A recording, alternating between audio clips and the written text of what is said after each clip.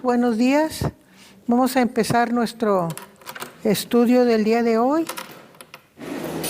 y vamos a comenzar con el estudio del capítulo 5 de Apocalipsis. Quiero hacer énfasis en lo último que vimos la clase anterior del capítulo 4, en que vimos cómo se le brindaba adoración celestial a Dios. Hace énfasis en la personalidad de Dios y en los últimos versículos que yo leí y son un himno. Nosotros vamos a notar aquí que en el Apocalipsis se presentan himnos y este himno es de adoración y alabanza a Dios. ¿Y en qué lo notamos? Dice: Señor, digno eres de recibir la gloria, la honra y el poder, porque tú creaste todas las cosas y por tu voluntad existen y fueron creadas. O sea, se le está dando honra a Dios como creador, ¿verdad? Entonces, ese es un himno en el capítulo 4. En el capítulo 5 vamos a encontrar 3, pero aquí el énfasis no es en el Dios creador, sino en Jesucristo. Vamos a leer, vamos.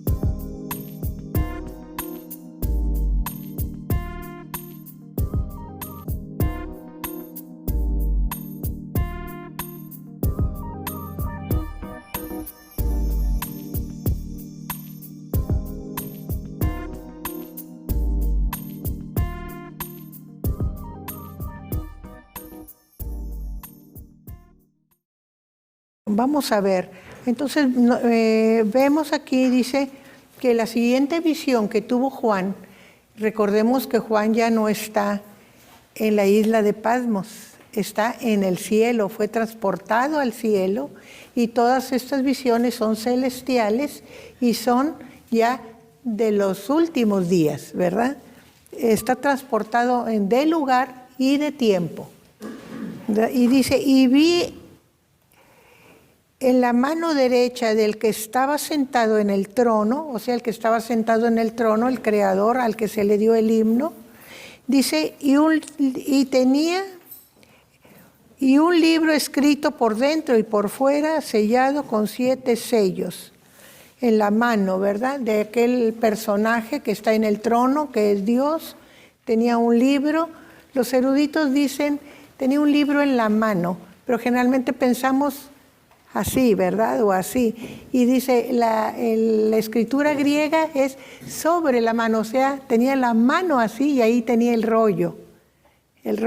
O sea, recuerden que los libros en esa época eran rollos, que tenían 2 varillas en sus extremos o 2 maderas, y para leerlo se iba desenrollando y enrollando del otro lado, ¿verdad? Si aquí empezaba, entonces lo iba enrollando de este lado para que corriera, ¿verdad? Entonces lo tenía en su mano, ¿verdad? ¿Y en qué dice? En la mano derecha. Y es muy importante porque la mano derecha es la mano de la autoridad, es la mano del poder, es la mano del honor. Cuando sientas a alguien a tu lado derecho en una mesa, les estás dando el lugar de honor, ¿verdad? Entonces, en la mano del poder y del honor, estaba sentado en el trono y el libro, este libro que Juan no le da ahorita mucha importancia. Cuando levantamos también. Sí, para juramos, sí, también es la mano derecha, ¿verdad? Y dice que este libro estaba escrito por dentro y por fuera. Y eso también es importante, porque si estaba totalmente escrito el rollo, quiere decir que no se le podía agregar nada más se podía escribir en aquel libro que el que estaba sentado en el trono tenía en la mano, ¿verdad? Y luego sigue diciendo, y vi a un ángel fuerte que pregonaba a gran voz, Aquí entonces encontramos otra vez ese ángel fuerte, que quiere decir que es un ángel importante, principal, ¿verdad? Muchos eruditos dicen se trata de Gabriel, porque cuando hay misiones especiales aparece Gabriel, ¿verdad? Aquí no dice nombre, nada más un ángel fuerte y con una gran voz, o sea, no una voz como la mía, sino de esas voces de los locutores que vienen desde adentro, ¿verdad? Y que suenan, que todo mundo, que no necesitan micrófono.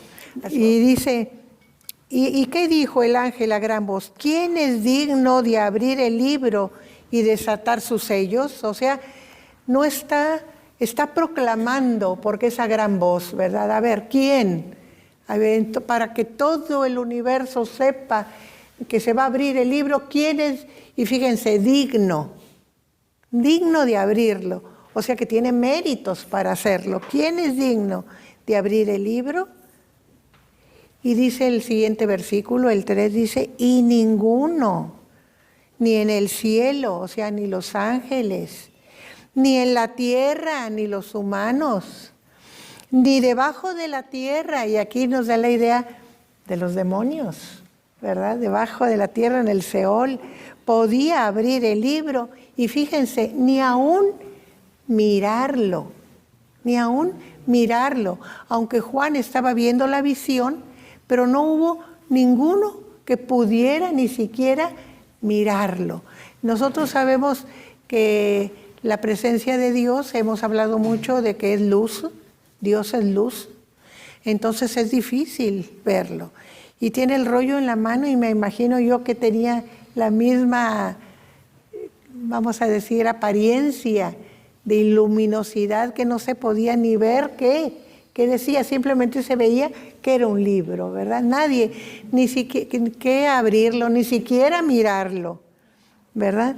Dice, y aquí Juan no se guarda nada de timidez ni nada, ni vergüenza, dice, y lloraba yo mucho, o sea, estaba muy afligido, porque no se había hallado a ninguno digno de abrir el libro, ni de leerlo, ni de mirarlo siquiera, ¿verdad? Y lloraba mucho, y podemos decir, ¿y por qué lloraba Juan? ¿Qué era lo que le provocaba el llanto? Pues porque aquel libro era el libro de la salvación, de la última redención, como dice San Pablo, ¿verdad? Que al llegar el final de los tiempos tendremos nuestra completa redención, ¿verdad? Entonces, esa es la redención, esa redención del cuerpo, que ya tenemos la redención del espíritu, ya vamos con Dios, pero de este cuerpo que tanto batallamos con él, ¿verdad? Entonces esa redención. Y dicen los eruditos, ¿por qué lloraba?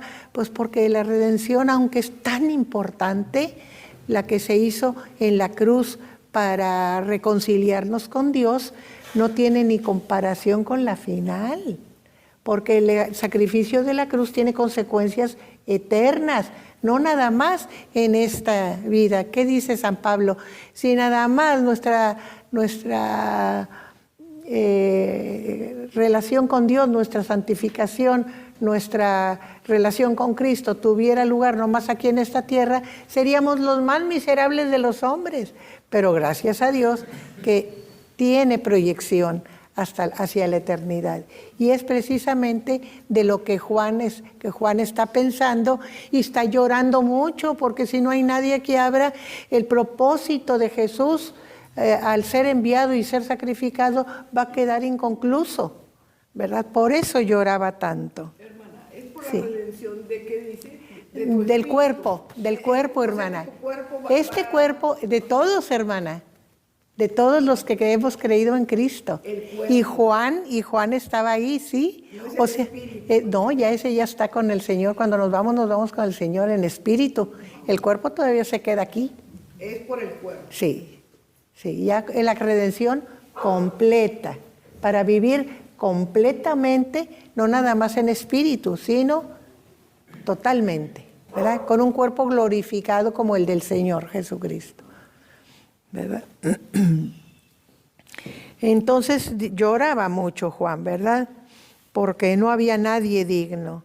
Y luego dice, y uno de los ancianos me dijo, O sea, le ha de haber causado ternura. Recordemos que estos ancianos nos representan a nosotros. Les dije que es como el Congreso que nos representa a todos en la nación. Así aquellos 24 ancianos nos representan a la iglesia en sí, a toda la iglesia, ¿verdad? Y dice, y uno de los ancianos me dijo, no llores. O sea, como cuando vemos a un niño chiquito que llora por algo, porque se cayó, porque no tiene el dulce, porque tiene hambre y no le dan de comer, por lo que sea, ¿verdad? Pero que se ve su problema insoluble, ¿verdad? Y no llores. He aquí que el león de la tribu de Judá, la raíz de David, ha vencido para abrir el libro y desatar los 7 sellos. Aunque de aquí nadie se ha levantado, ni en el cielo, ni en la tierra, ni debajo de la tierra, para poder ser digno de abrir el libro, sí hay alguien que es digno. Y este alguien que es digno, dice, es el león de la tribu de Judá. Y nosotros pensamos, bueno, ¿por qué le llama el león de la tribu de Judá? Pues porque el león es el representante, en primero de caso es el representante de la tribu de Judá, es el estandarte desde aquel tiempo de la salida de Egipto, representaba la tribu de Judá, ¿verdad? Porque Jesús es de la tribu de Judá, porque Jesús es el vencedor en la tribu de Judá, y el león es el fuerte, ¿verdad? Es el animal fuerte, es el representante de fuerza y realeza, es el rey de los animales. Entonces nos habla de un rey, nos habla de fuerza, nos habla de poder y nos habla de la tribu de donde viene Jesús, ¿verdad?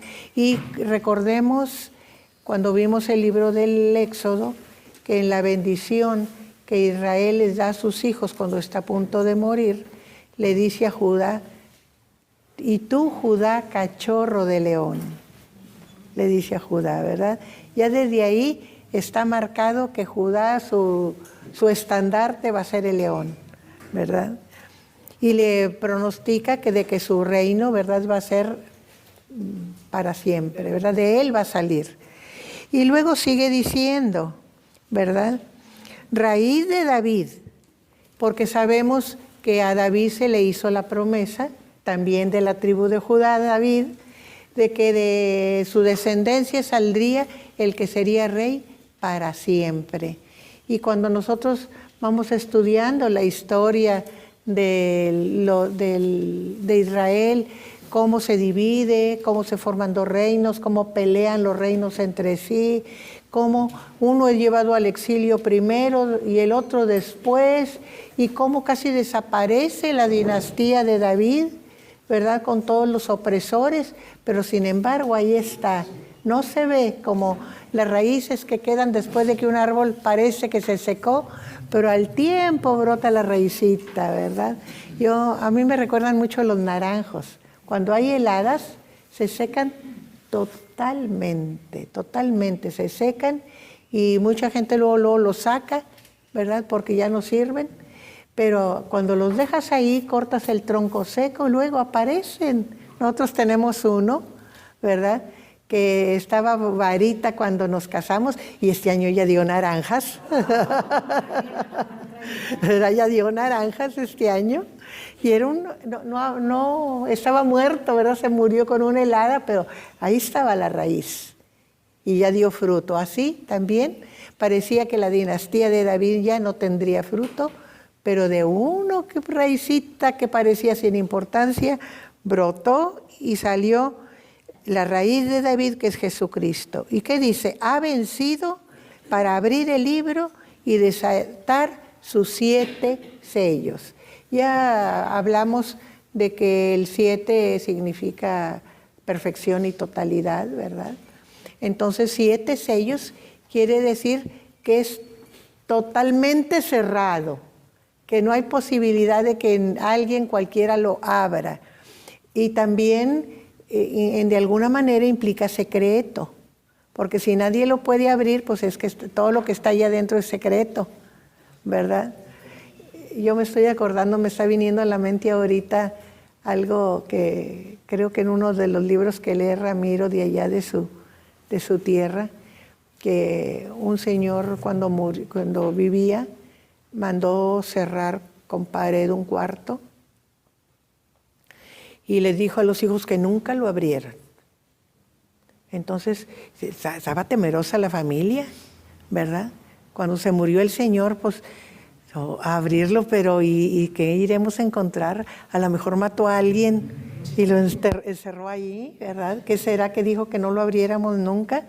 Pues uno de los nietos más atrevidos dijo, yo lo voy a abrir. Y lo abrió, ¿y qué creen que encontró? Un auto nuevecito, encerrado allá de los primeros que salieron del siglo. Hermoso, el carro enterito. Eso era lo que había escondido allí. ¿Y qué le pasaría con el carro? ¿Quién sabe? Pero él dijo que quizá esto es un peligro para la familia y lo encerró. Porque dijo, si lo dejo afuera va a tener tentación, ¿verdad? Pero ahorita me recordó eso, ¿verdad? Y sigue diciendo este capítulo 5. Que esta raíz de David, este león de la tribu de Judá, ha vencido para abrir el libro y desatar sus 7 sellos. O sea que es capaz no nada más de una parte, sino de todo el libro. Vamos a seguir con el versículo 6, por favor.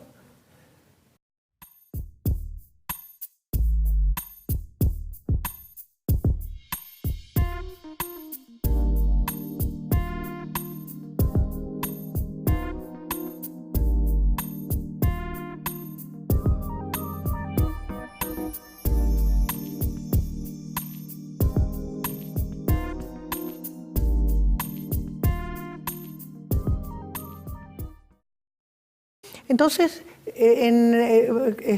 Juan está concentrado en el libro y en llore. Y de repente vuelve a ver, ¿verdad? Dice, y miré, y puso atención, y en el centro, recuerden que está el trono, están los 4 seres vivientes y luego están los 24 ancianos.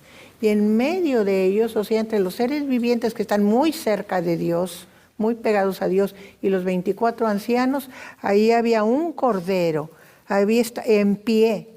Fíjense, dice como inmolado, pero si fue inmolado, pues pensamos en que está muerto.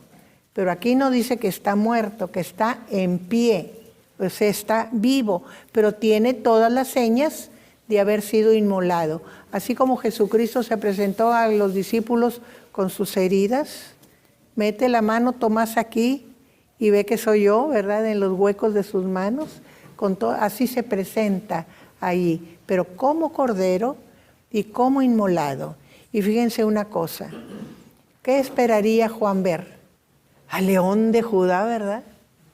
El animal poderoso, fuerte, el rey, ¿y qué ve? Un cordero.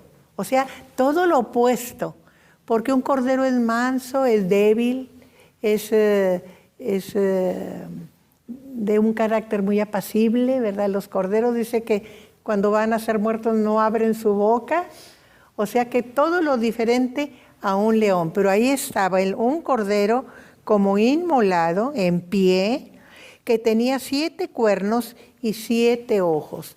Recordemos que el signo de poder en la antigüedad era el cuerno, ¿verdad? Y si ustedes recuerdan haber visto de las estatuas que Miguel Ángel hizo, está la de Moisés y tiene un cuerno, porque indica el poder que Dios le dio a Moisés, ¿verdad? Y en las tribus antiguas, como eran los vikingos, ¿se acuerdan? Que su casco tenía cuernos, porque ese es el significado del cuerno, el poder. Y cuando eran reyes, pues eran cuernos más grandes, ¿verdad?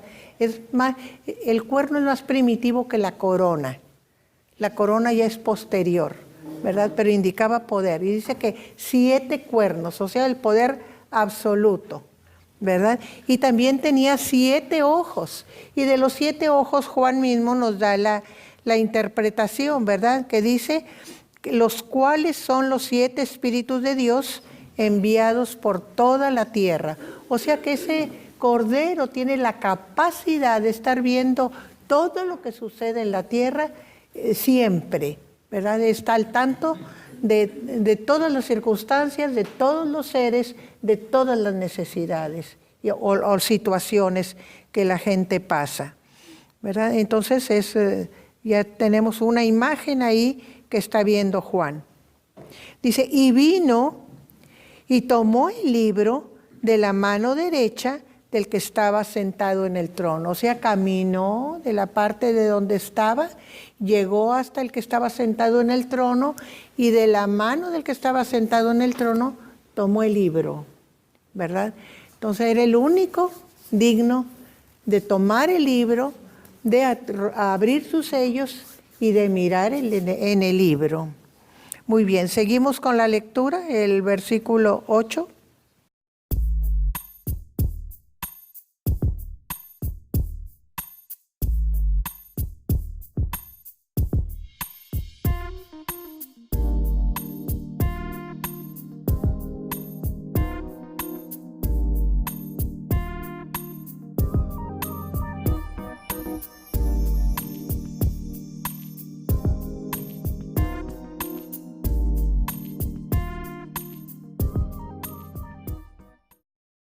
Nosotros aquí tenemos, dice, que cuando hubo el Cordero tomado el libro de la mano del que estaba en el trono, los 4 seres vivientes y los 24 ancianos se postraron delante del Cordero.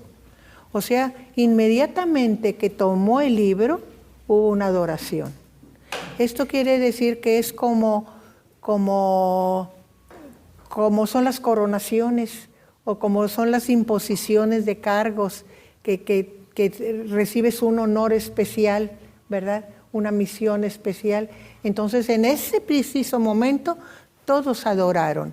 Y antes de seguir adelante, voy a hacer una acentuación. En el cántico anterior, dice diciendo, o sea, aunque nosotros decimos cánticos cuando se trata de himnos, realmente son himnos. Y cuando es un himno es o cantado o declamado, porque los himnos no nada más son cantados, también son declamados, ¿verdad? Y nos vamos a dar cuenta que cuando se trata de seres celestiales siempre dicen, solamente cantan cuando entran los humanos. Aquí, por ejemplo, los 24 ancianos representan la iglesia, son los humanos. Pero cuando son ángeles, siempre dicen, o seres celestiales, dicen.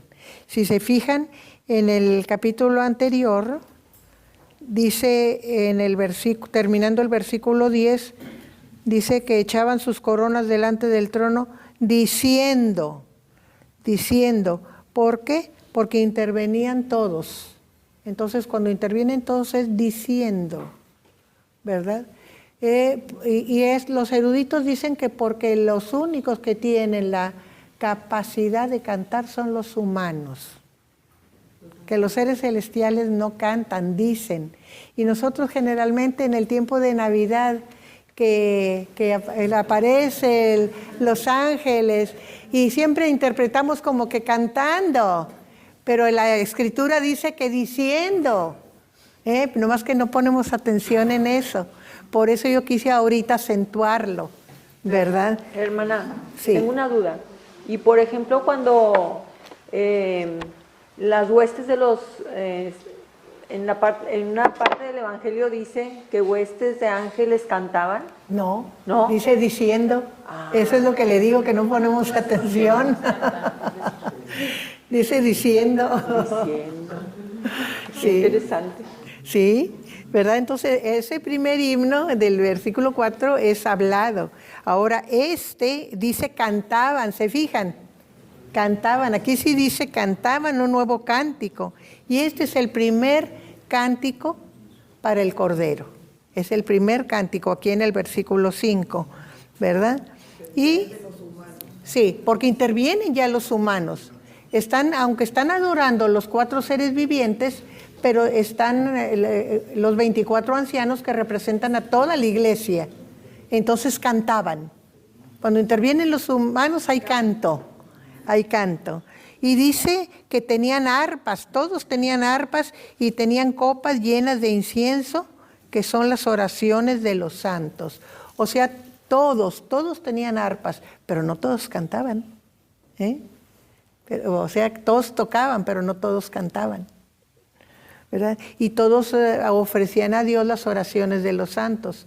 Los eruditos dicen que es las oraciones repetidas por todas las generaciones de cristianos hasta que llegue el tiempo del fin, en donde decimos el Padre Nuestro.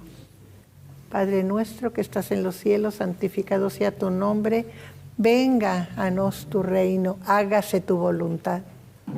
¿Verdad? Ese es la oración que hacemos. Y las copas de incienso significaban esa oración en que declaramos que no solamente la adoración de Dios, sino que venga ya el Señor a la presencia en la tierra y que se haga su voluntad, tanto en la tierra como en el cielo, ¿verdad? Que es lo que va a pasar al final de los tiempos, ¿verdad? Que va a ser el reinado eterno. Y entonces dice, ¿verdad? Sigue diciendo, cantaban un cántico nuevo. ¿Y qué decía este cántico nuevo? Dice, digno eres de tomar el libro y de abrir sus sellos. ¿Por qué? ¿Por qué? ¿De dónde le viene su dignidad? Porque tú fuiste inmolado y con tu sangre nos has redimido para Dios. O sea, nos reconcilió con Dios, ¿verdad? De todo linaje, lengua y pueblo y nación. Y fíjense aquí que ya no se refiere nomás al pueblo judío, ya se refiere a todo el mundo. Y hay algo muy curioso, porque dice de todo linaje, o sea, el origen genético, ¿verdad? De familia, ese es el linaje. Y lengua. Y recordemos que hay pueblos de diferente origen, pero que manejan la misma lengua. Yo les voy a poner un ejemplo. Por ejemplo, nosotros y los españoles, pues tenemos un origen muy diferente, ¿verdad? Pero manejamos la misma lengua, o sea, todos los pueblos que manejan la misma lengua, pero también pueblos, porque hay pueblos que manejan diferentes lenguas, ¿verdad? Vamos a poner, por ejemplo, nuestro pueblo mexicano. Tenemos a los chicanos. ¿Y qué hablan los chicanos? Ya no hablan español, ¿verdad? Hablan inglés y son mexicanos. O sea, el mismo pueblo, pero con distintas lenguas. De esta manera está abarcando todo, y lengua, pueblo y nación, porque también hay las cuestiones políticas, ¿verdad? ¿Cuántas naciones hay que son mezcla de pueblos? Que hay un montón. El mismo México, ¿verdad? Si pensamos en los pueblos indígenas, cada pueblo indígena es una nación, cada pueblo, ¿verdad? Aunque dentro de la nación mexicana, políticamente, pero ellos son nación. En Estados Unidos, ¿cuántos pueblos indígenas hay? ¿Verdad? Y todos se mencionan ellos como naciones dentro de la Unión Americana. O pensemos en otros más complicados, por ejemplo, en Albania, que había turcos, que había griegos, que había albanos propiamente dichos. Son distintos pueblos, pero en una misma nación. Entonces, por eso habla aquí con esos términos, porque abarca a toda la humanidad, cualquiera que sea su situación. Y nos has hecho para nuestro Dios reyes y sacerdotes. Y aquí voy a puntualizar algo que no quise hacer antes hasta llegar aquí, que cuando a Juan le fueron presentados aquellos 24 tronos y los 24 ancianos vestidos de blanco, y que yo les dije porque representa santidad y pureza, pero también significa el sacerdocio, ¿verdad? La vestidura blanca era la vestidura del sacerdote, ¿verdad? Que tenía un manto azul arriba y todo eso, y es agregado a la vestidura. Es para darle una cierta importancia y un cierto mensaje a todo su vestido. pero era el típico del sacerdote. Y aquí lo dice, para hacernos, ¿verdad?, reyes, por eso traen coronas, y sacerdotes, por eso están vestidos de blanco, y reinaremos sobre la tierra. Y por eso están en tronos, porque junto con Dios que está sentado en un trono, está la iglesia sentada en tronos, representado por aquellos 24 ancianos, ¿verdad?, que son a la vez reyes que van a reinar con Dios y también sacerdotes, que le van a ayudar, van a ser los ministros del Señor, ¿verdad?, para todo lo que siga, porque recordemos que la iglesia es una parte de la humanidad nada más. Y en el tiempo del fin va a venir ese cuestionarse con el resto de la humanidad. Vamos a seguir con la lectura en el versículo 11.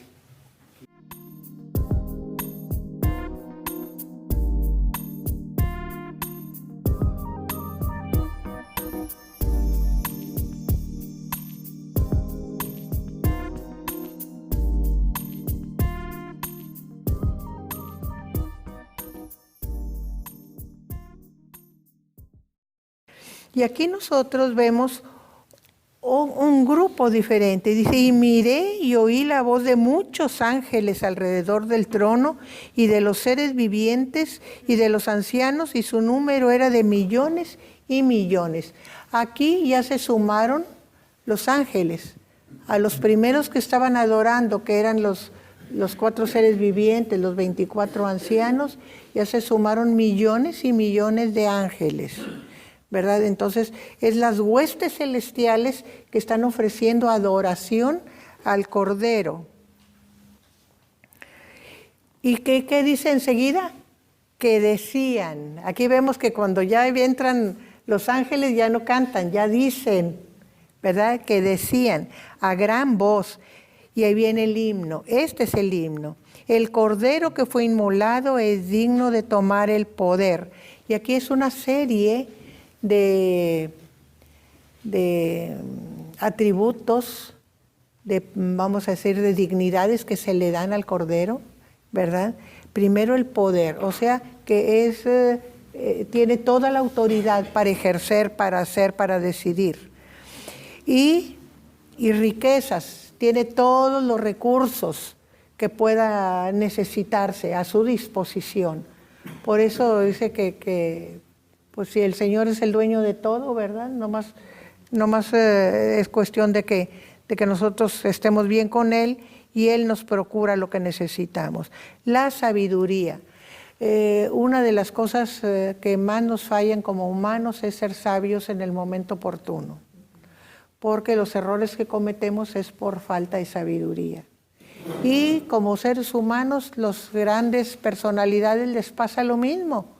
Sean políticos, sean dirigentes, sean líderes, son muy listos, son muy aptos, son muy capaces, pero en determinado momento, quizá porque no tienen todas las circunstancias a la mano, no pueden ver todos los detalles, hacen decisiones equivocadas y vienen desastres. Pues este ser no, el Cordero no.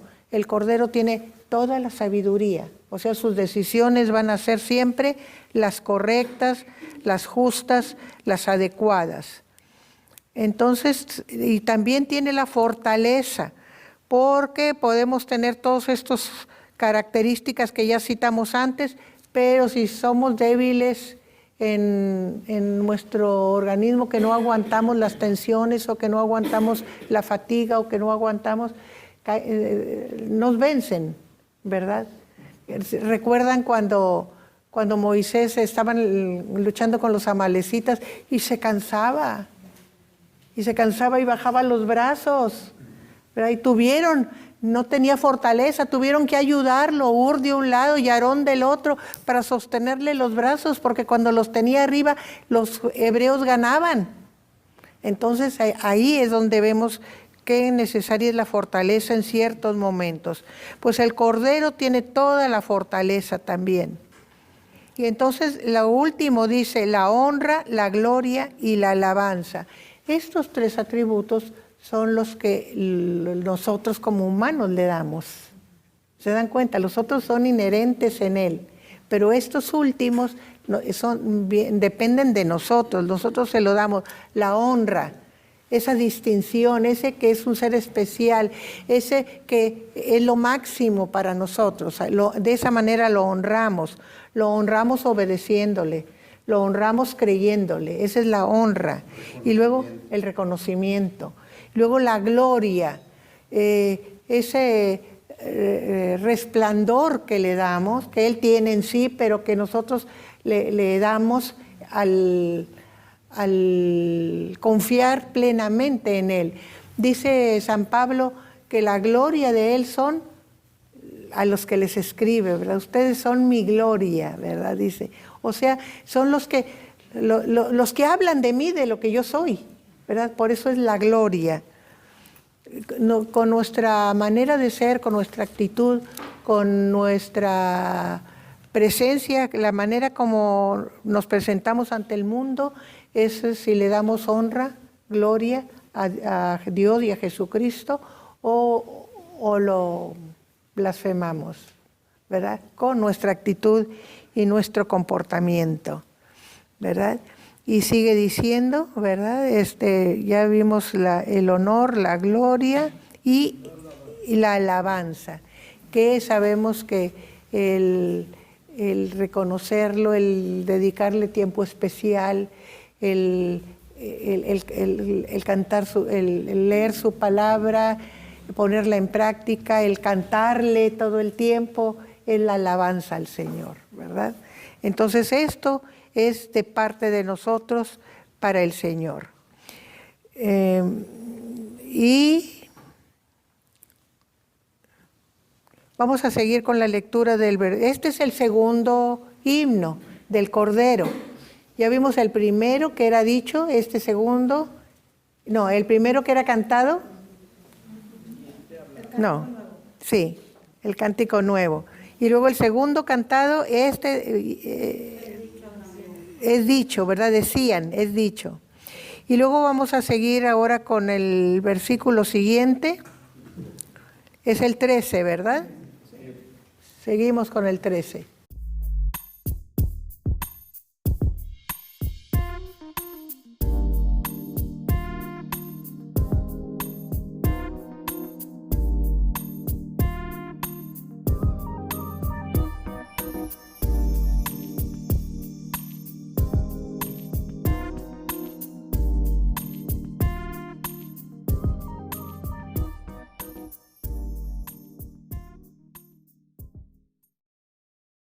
Aquí nosotros tenemos la tercera adoración para el Cordero, ¿verdad? Todo lo creado, o sea, la creación entera. Fíjense, primero fueron los 4 seres vivientes y los ancianos. Luego se sumaron a ellos todos los millares de ángeles, criaturas celestiales. Y ahora es toda la creación. Y dice, todo lo creado que está en el cielo, no nada más en la tierra, en el cielo, sobre la tierra y debajo de la tierra y en el mar, y aquí está agregado el mar, toda la creación y todas las cosas que en ellos hay, o sea, porque podemos pensar en la tierra, pues tenemos los árboles, tenemos las rocas, tenemos los montes, pero también tenemos los animales, tenemos los humanos, ¿verdad? Entonces, todo lo que en ellos hay. Y en el cielo, pues los miríadas de ángeles que hay, de distintas categorías, los distintos seres que hay.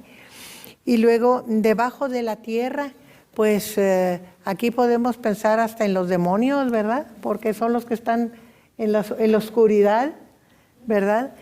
Pero aún ellos, como dice, ellos también creen, ¿verdad? Y tiemblan, ¿verdad? Pero no obedecen. Esa es la diferencia. No obedecen, ¿verdad? Son rebeldes. Pues todo lo creado, todo, absolutamente todo, y aún en el mar, y todo lo que hay en el mar, todo, alabarán al Señor, ¿verdad? ¿Y de qué manera? Y les oí decir, y aquí volvemos a ver la palabra, que es dicho, es recitado, es declamado, al que está sentado en el trono, Aquí ya va agregado la alabanza a Dios. Y al Cordero sea la alabanza. Ay, no, ya me brinqué. No, sí está bien, ¿verdad? Y la alabanza, la gloria, el poder por los siglos de los siglos. Y si ustedes se fijan, aquí son distintas, ciertas cosas nada más de las anteriores. Alabanza, honra, gloria y poder por los siglos de los siglos, ¿verdad? Entonces aquí tenemos el tercer himno. Estos son los 3 himnos del Cordero en el capítulo 5. Y aquí notamos que el capítulo 5 está dedicado al Cordero. Ya vimos que el capítulo 4 estaba dedicado a Dios, ¿verdad? Y el himno era en adoración a Dios creador. Y aquí los 3 himnos son dedicados al Cordero, pero agregando grupos más grandes, ¿verdad?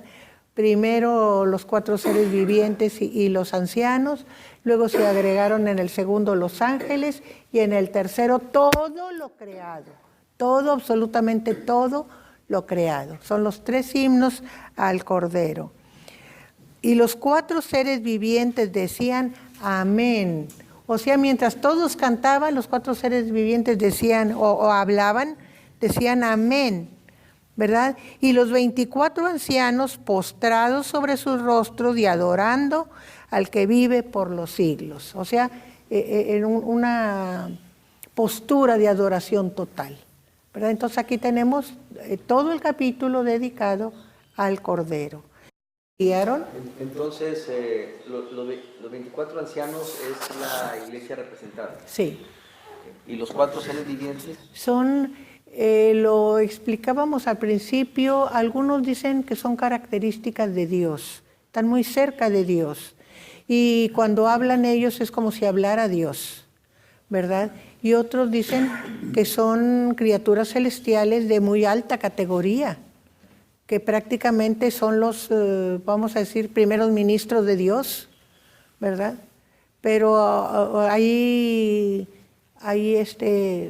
comentaristas que no los meten en el carácter de los seres celestiales. Dicen ellos, son características de Dios, ¿verdad?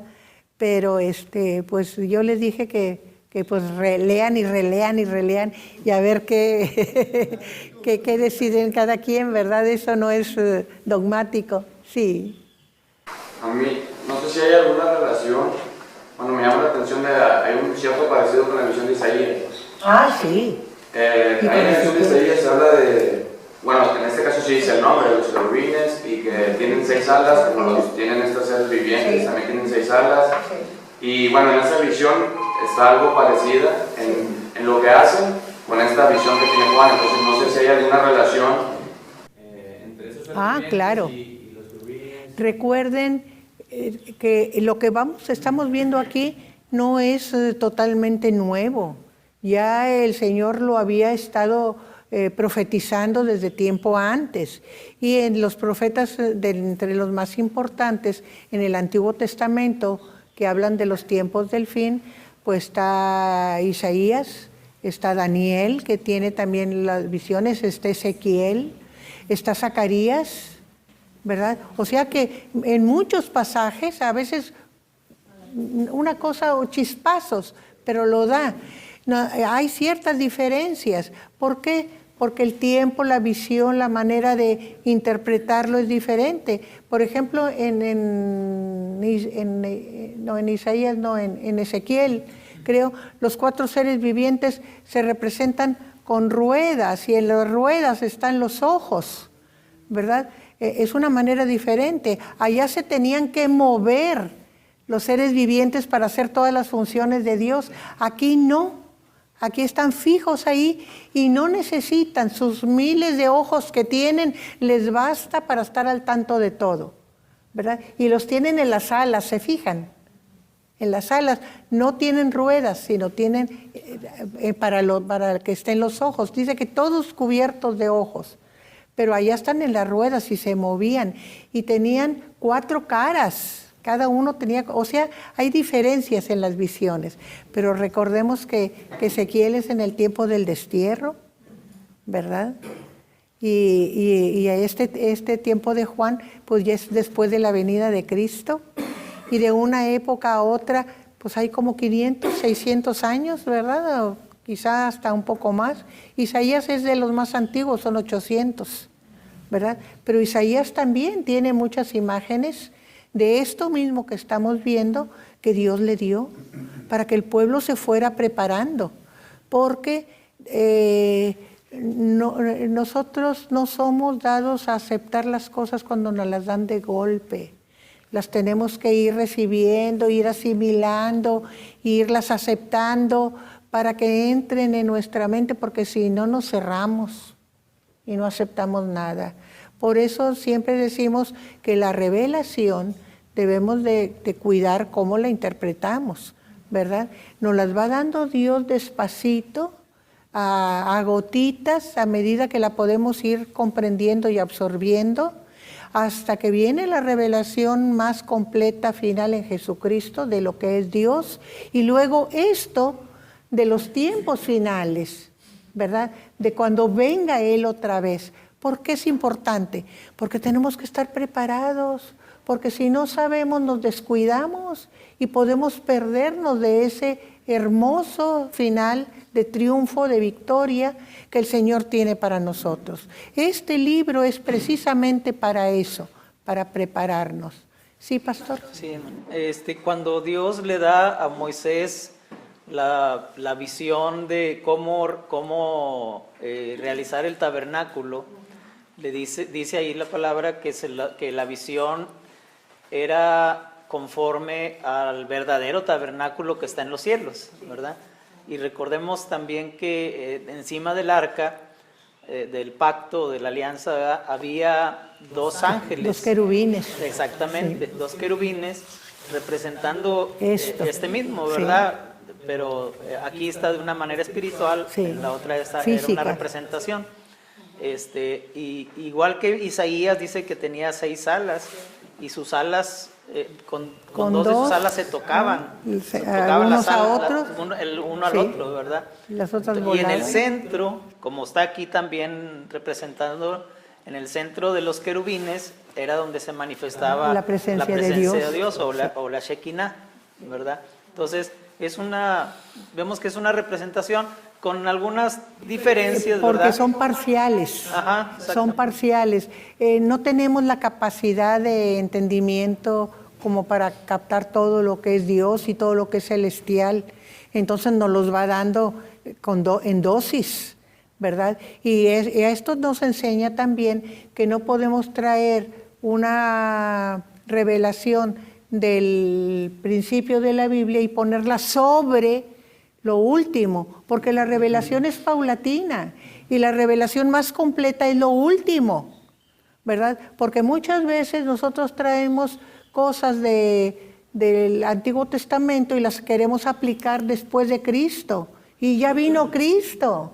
Aquello era el anuncio de Cristo y ya vino.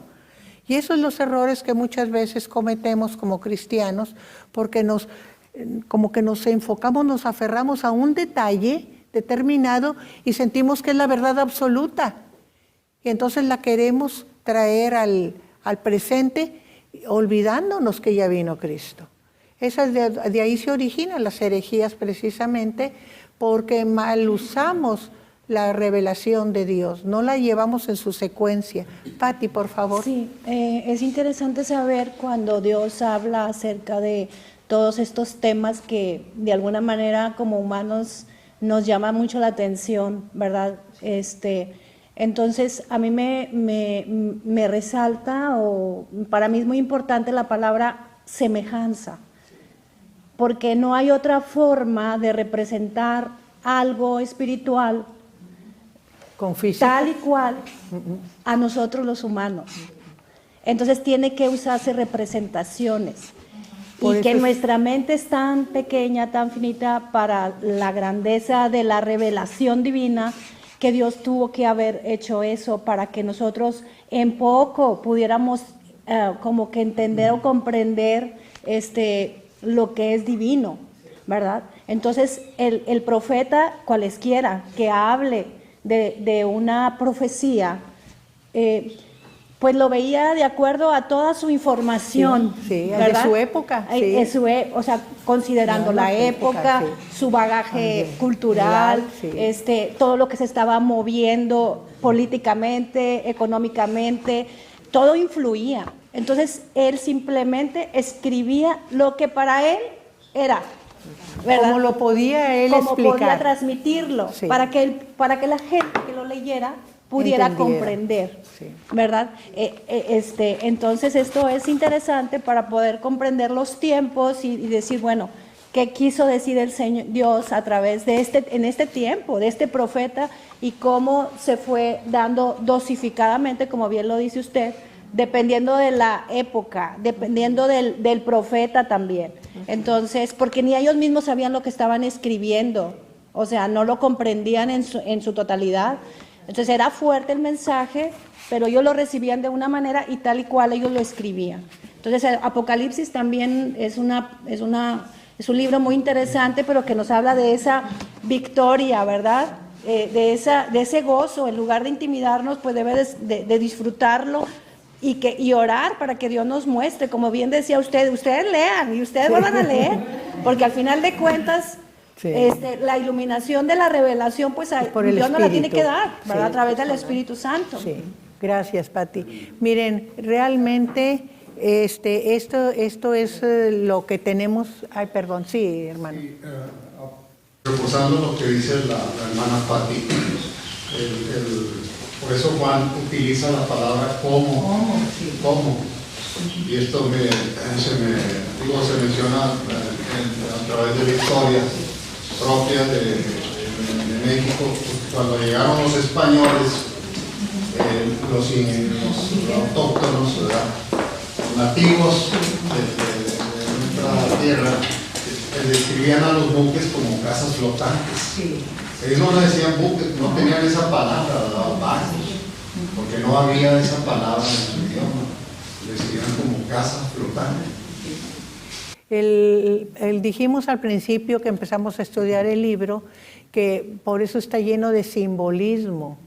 ¿Por qué? Porque no hay palabras para explicarlo. Tiene que usar comparaciones, por eso el cómo, ¿verdad? Y ya vimos que era comparaciones de figuras, de colores, de números, todo lo usaba para poder dar un entendimiento de lo que él estaba viendo, ¿verdad? Y ahorita, por ejemplo, vimos cómo la revelación se va perfeccionando dentro del mismo libro. Cuando menciona el libro, no le pone mucha atención Juan, simplemente había un libro, un rollo en la mano, que ese rollo debía ser importante porque estaba en la mano derecha, pero ¿qué era? No le dijo nada más, sino hasta después, cuando el ángel dice quién es digno de abrirlo. Ah, caray, es bien importante, esto es primordial. Entonces viene el llanto, cuando no hay quien lo abra, pero al principio no le dio importancia, ¿verdad? Esa es como va siendo paulatina la revelación. Y nosotros lo vamos a encontrar mucho aquí en Apocalipsis, que cosas que nos dio al principio, no las desarrolla amplio después. ¿Sí, hermano? Sí, en la clase pasada se mencionaste lo del mar de cristal y mencionaba a Aarón, que para él no era comprensible eso. El agua, cuando está tranquila en la mañana, yo que fui pescador, nos despertaba muy temprano y la presa estaba pero tranquila, como espejo, con los colores inclusive también de la naturaleza, violáceos, el vapor levantándose del agua, y se veía aquello como un espejo, exactamente. Entonces, poco a poco el autor, ¿verdad?, pues tiene que utilizar esas palabras, porque para él era así, era como. ¿Okay? No había otra así manera, no había otra manera de explicarlo. Sí. Nosotros sabemos que cuando viene la tarde, que los que hemos estado en la orilla del mar, que en la mañana es bien tranquilo, es la hora de meterse al agua, en la tarde ya no, porque se pone borrascoso y peligroso, porque cambia la temperatura, cambia el viento y entonces se levantan olas que te arrastran, te llevan. ¿Sí, pastor? No, ya simplemente no vamos a alcanzar a lo mejor al capítulo 6, Sí. pero vemos que la revelación de Dios no solamente es progresiva, sino también con propósito. Los capítulos 4 y 5 nos preparan para lo que viene en el 6, ¿verdad? En el 6 empiezan ya, pues vamos a decir, algunas situaciones de calamidad, quizá de confusión, ¿verdad? De persecución, no sé cómo usted lo vaya a explicar, ¿verdad? Pero son cuestiones negativas, fuertes. Y el capítulo 4 y 5, al hablar de un Dios que es el centro, que es el todopoderoso, que está en el trono, que es el que tiene autoridad, que es el que tiene, al que se le ha dado gloria, honra, todo eso, nos prepara en nuestra fe, ¿verdad? Para lo que viene en la revelación del capítulo 6 en adelante. Sí, lo dijimos, pero de una manera muy somera, que es como un prefacio, un preámbulo, capítulos 4 y 5, para la apertura de los sellos, que ya es los hechos finales, o sea, el juicio, ya viene la tribulación. Ahí empieza la tribulación, como decía el pastor, son cosas negativas. ¿Por qué? Porque ya nos empieza a decir qué va a suceder en los últimos tiempos cuando la iglesia sea levantada y venga el Cordero, ¿verdad? Entonces sí, esto nos prepara para darnos esa confianza que necesitamos en que la iglesia está segura ahí delante de Dios. Bien, ¿alguien más por ahí levantó la mano? Sí, Aarón. Otra pregunta, hermano. ¿Pudiéramos ver aquí, es pregunta, alguna manifestación, la manifestación del Dios Trino o no? Constantemente se presenta, porque está el que está en el trono y el Espíritu, ¿se acuerdan de los candeleros que eran los 7 candeleros? Que, no candeleros, los 7 llamas de fuego, flamas, que representaban al Espíritu. Y luego está el Cordero, y luego en el Cordero también están los 7 cuernos, que está el Espíritu Santo. O sea, siempre están presentes, tanto con Dios como con el Cordero, el Espíritu de Dios. O sea que ahí está de alguna manera representada la Trinidad, siempre, en aquel centro, ¿verdad? En aquel, podríamos decir, palacio celestial que es el cielo. Y terminamos el capítulo 5 y